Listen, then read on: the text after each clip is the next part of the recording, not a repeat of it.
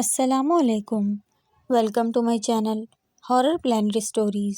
نئے آنے والوں سے ریکویسٹ ہے کہ چینل کو سبسکرائب کر کے بیل نوٹیفیکیشن آن کر دیں۔ آئیے سنتے ہیں روح یارم کا سیکنڈ ایپیسوڈ۔ آپ تو ایسے کہہ رہی ہیں جیسے میں آج ہی جا رہی ہوں، روح نے بے دلی سے کہا۔ ہاں تو آج ہی تو جا رہی ہو، ماریا نے اس کے سر پر دھماکہ کیا۔ کیا مطلب؟ اس نے حیرت سے پوچھا۔ ارے مطلب ہم نے تمہارا سامان وغیرہ پیک کر دیا ہے۔ خیر تمہارا سامان تھا ہی کتنا، تمہارے کپڑوں میں تو وہی ہمارے پرانے دیے ہوئے کپڑے تھے، لیکن میں نے اور ماریا نے ہمارے عید والے سوٹ تھے نا، وہ تمہارے کپڑوں میں رکھ دیے ہیں۔ اس کے علاوہ میں نے اپنے کچھ سوٹ تمہارے کپڑوں میں رکھے ہیں۔ تانیہ اور رانیہ کے کپڑے تمہیں ٹھیک سے پورے نہیں آتے، لیکن میرے کپڑوں میں تم اچھے سے ایڈجسٹ کر سکتی ہو۔ ابھی تو تم دبئی جا رہی ہو، وہاں تمہارا شوہر ہی لے کر دے گا تمہیں اور کپڑے، لیکن گزارے کے لیے تو ہم نے رکھ دیے ہیں۔ اب وہ یہ نہ کہے کہ ہم نے تمہیں کچھ دیا ہی نہیں۔ وہ اپنے پرانے کپڑوں کا احسان ایسے جتا رہی تھی جیسے نئے خرید کر دیے ہوں۔ وہ کچھ نہ بولی، خاموشی سے انہیں سنتی رہی۔ تھوڑی دیر کے بعد فاطمہ بی بی ایک بار پھر سے قریب آ گئیں۔ مجھے تو پتہ ہی نہیں تھا کہ تم آج ہی جا رہی ہو، یہ تو ابھی تعظیم نے بتایا۔ تم نے مجھے اپنی شادی کے بارے میں کیوں کچھ نہیں بتایا؟ انہوں نے پریشانی سے پوچھا۔ سچ تو یہ تھا کہ انہیں تعظیم پر بھروسہ نہیں تھا، نہ جانے وہ عورت اس کے ساتھ کیا سے کیا کر دے۔ میں تمہیں بہت کچھ دینا چاہتی تھی، لیکن تم نے مجھے پہلے بتایا ہی نہیں۔ یہ کچھ چیزیں ہیں میں تمہارے لیے لائی ہوں۔ انہوں نے چھوٹا سا قرآن دیا جس کا سائز ایک پاکٹ جتنا تھا، اس کے ساتھ ایک جائے نماز اور عبایا دیا جس کے ساتھ ہم رنگ کا اسکارف تھا۔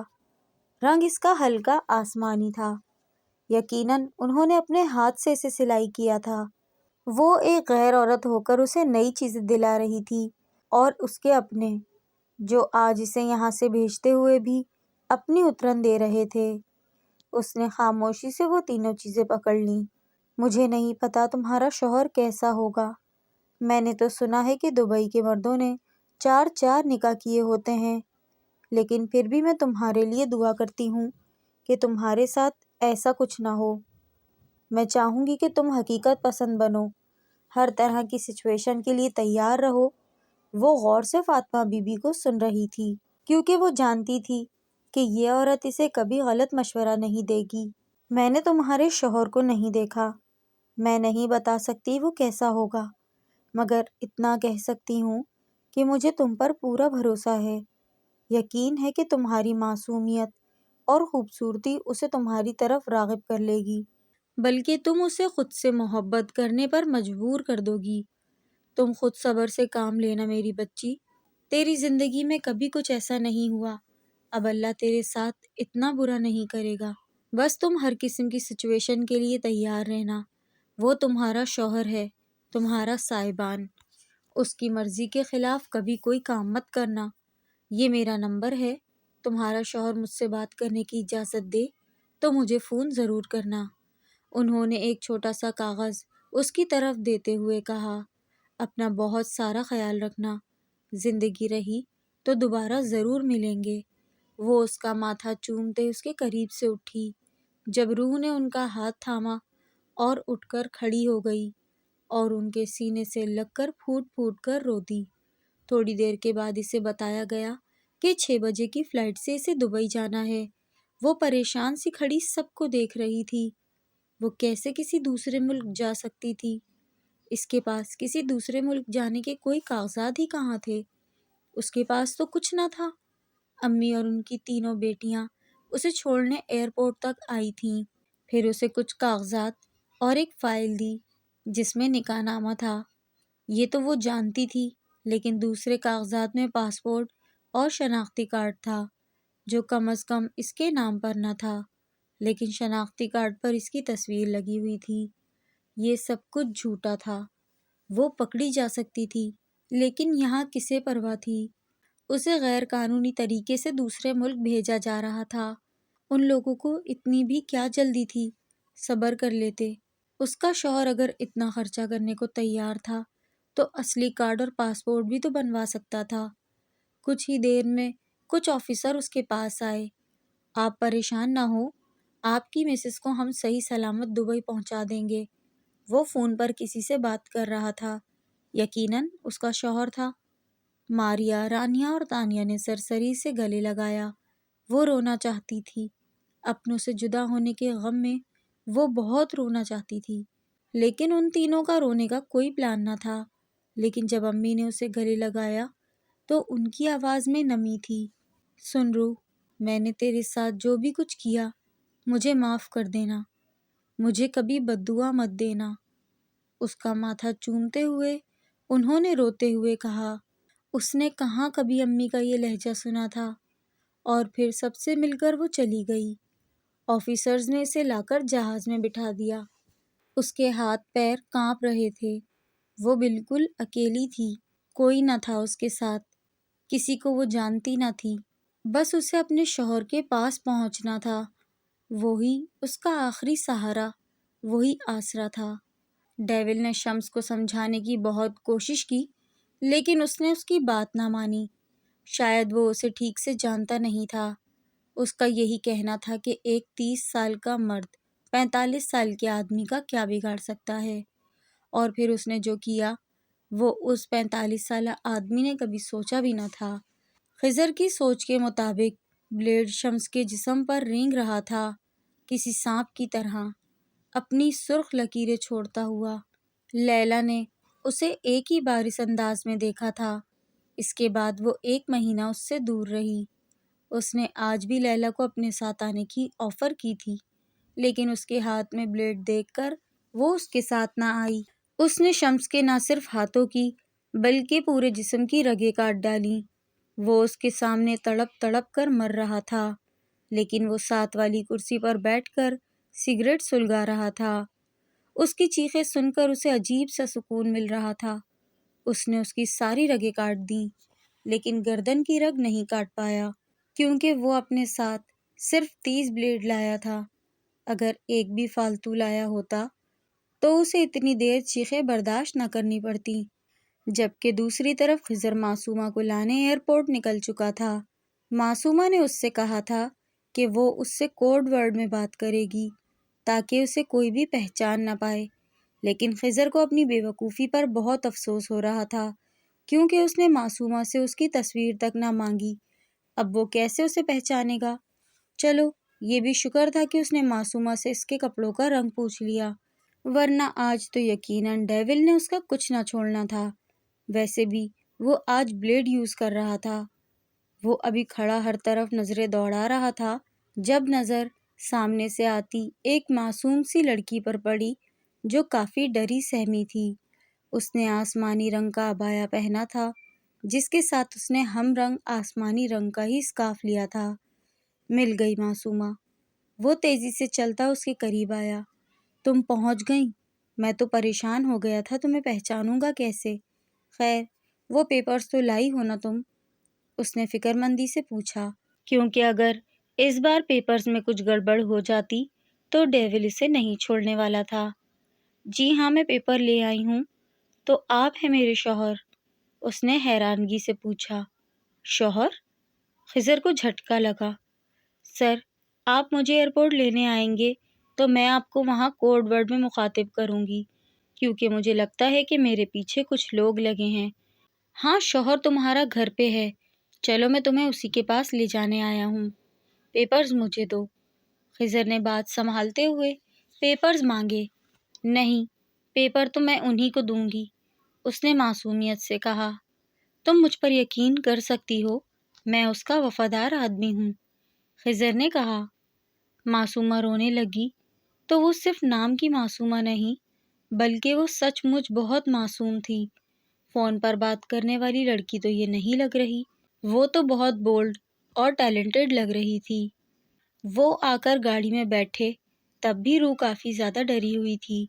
اب نارمل ہو جاؤ، مزید ایکٹنگ کرنے کی ضرورت نہیں ہے، خضر نے اس کی طرف دیکھتے ہوئے کہا، جبکہ اس کی چھٹی حس اسے کچھ غلط ہونے کا اشارہ کر رہی تھی۔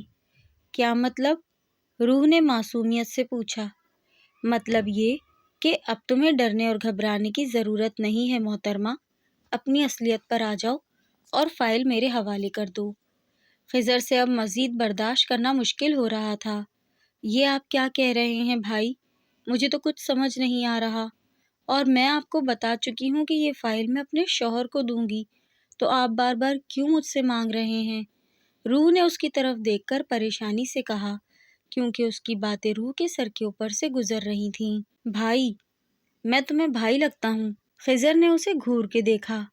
کچھ نہیں کہہ رہا میں، تمہیں تو ڈیول ہی سنبھالے گا، اس نے اکتا کر کہا اور گاڑی کی سپیڈ تیز کر دی، جبکہ روح اس کی باتوں کا مطلب سمجھنے کی کوشش کرنے لگی۔ ڈیول؟ کیا یہ بے ڈنگا نام اس کے شوہر کا تھا؟ لیکن یہ کیسا نام ہے؟ اس نے تو کبھی پہلے نہیں سنا۔ ہو سکتا ہے پیار سے کہتے ہوں، روح نے سوچا، اور دبئی کی صاف ستھری خوبصورت سڑکوں کو دوڑتے ہوئے دیکھنے لگی، جبکہ خضر کو کچھ سمجھ نہیں آ رہا تھا۔ فون پر تو اس سے کافی بے باکی سے بات کر رہی تھی، اور اب اسے وہ بھائی کہہ کر پکار رہی ہے۔ سڑک پر چیکنگ پوسٹ دیکھ کر خضر کو اچھا خاصا غصہ آ گیا۔ اس کا منہ ویسے بھی بنا ہوا تھا، کیونکہ معصومہ اس سے سیدھے طریقے سے بات نہیں کر رہی تھی، جس کی وجہ سے وہ کافی زیادہ غصے میں تھا۔ وہ جلدی سے جلدی اسے ڈیول کے سامنے لے کے جانا چاہتا تھا، تاکہ وہ خود ہی اس سے بات کر کے فائل معصومہ سے لے اور اس کے حوالے کر دے، تاکہ وہ شارف تک وہ فائل پہنچائے۔ وہ ایسا ہی تھا، ڈیول اسے جو بھی کام دیتا وہ جلدی سے جلدی اپنا کام ختم کرنے کی کوشش کرتا، لیکن اس لڑکی کی وجہ سے وہ اپنا کام ابھی تک ختم نہیں کر پا رہا تھا۔ اس کا ارادہ معصومہ کو اپنے آدمی کے ساتھ گھر بھیج کر خود جیل جانے کا تھا، لیکن وہ تو تب ہوتا جب معصومہ اسے وہ فائل دیتی، جبکہ معصومہ نے آگے انہی کے ساتھ کام کرنا تھا، جس کی وجہ سے وہ کسی بھی قسم کی بدمزگی نہیں چاہتا تھا، اور اب غصے سے اس کا برا حال ہو رہا تھا۔ روح پہلے اسے اسی طرح غصے میں دیکھتی رہی، پھر گاڑی میں رکھے پانی کی بوتل اٹھا کر اس کی طرف بڑھائی۔ یہ پانی پی لیں، آپ کا غصہ ٹھنڈا ہو جائے گا، اس نے معصومیت سے کہا۔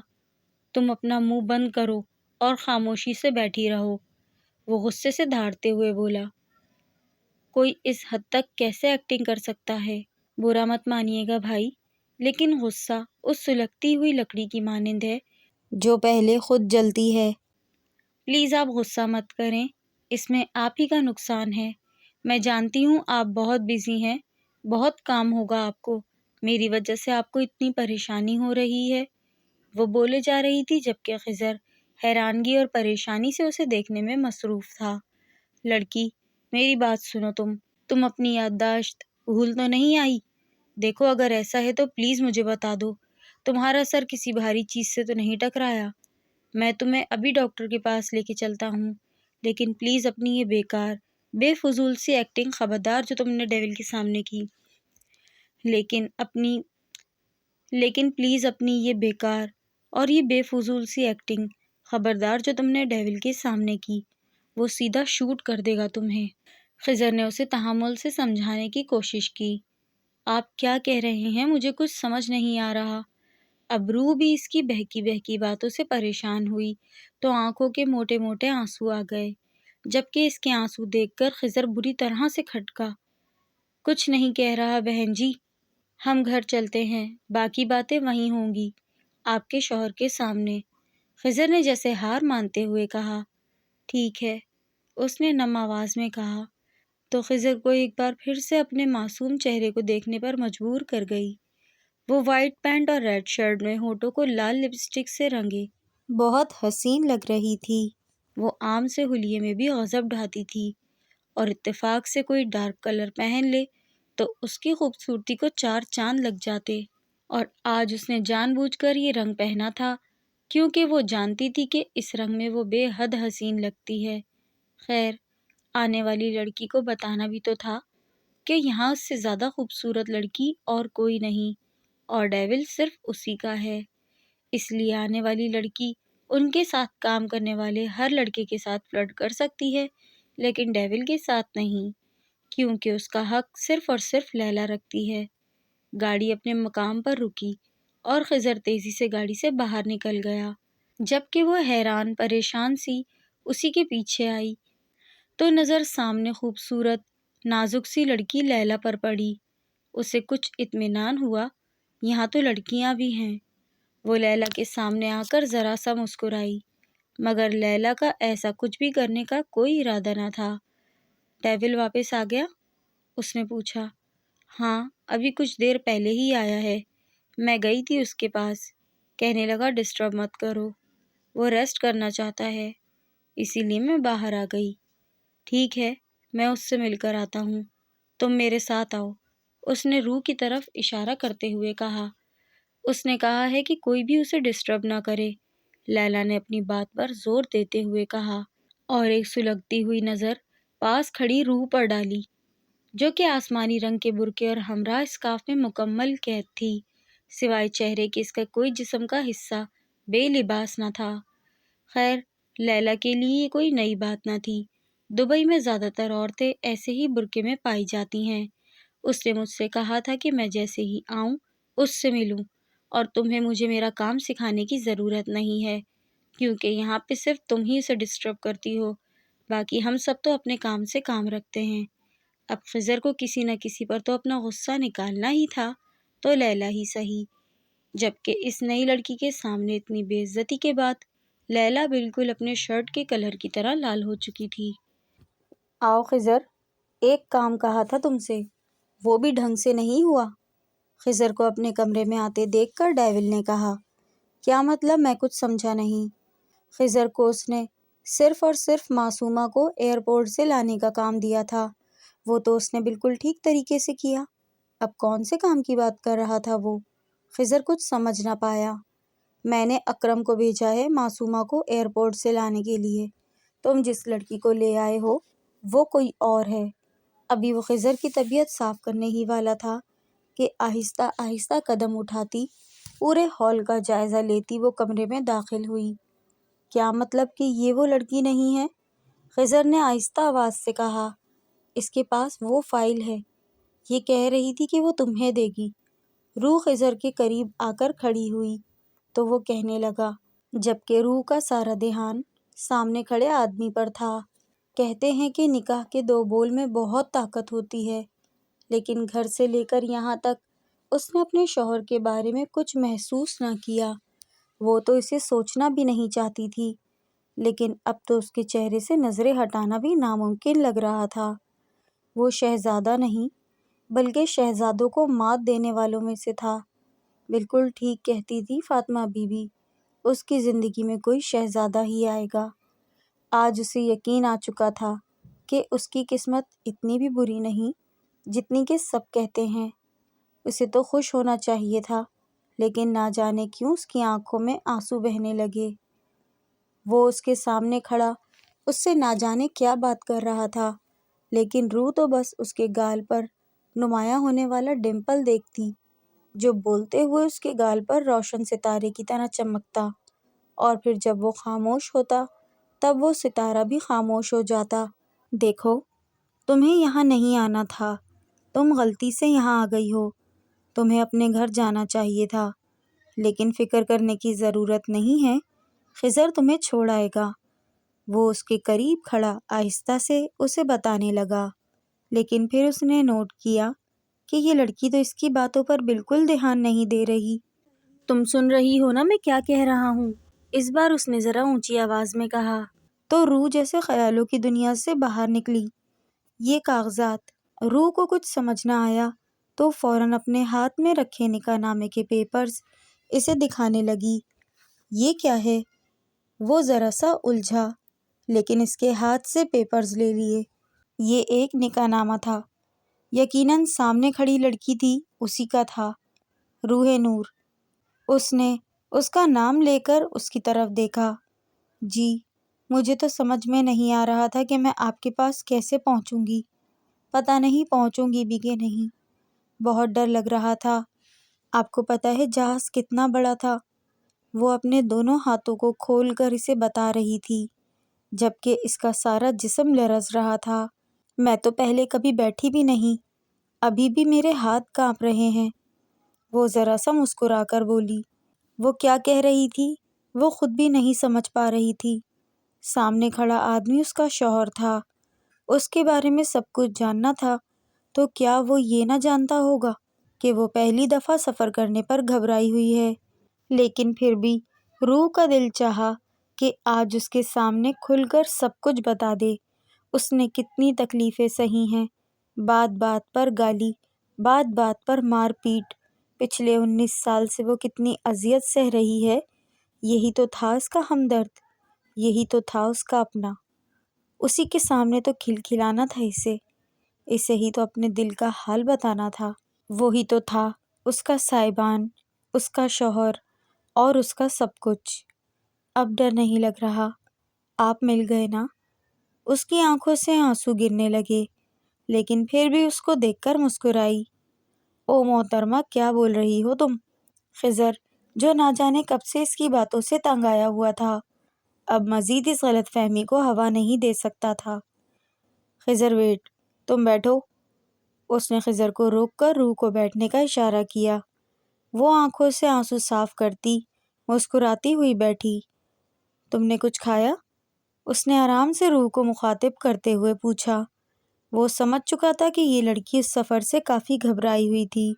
اب اگر وہ اسے یہ کہتا کہ وہ اس کا شوہر نہیں بلکہ ایک ڈان ہے اور وہ غلط پتے پر پہنچی ہے، تو وہ مزید گھبرا سکتی تھی۔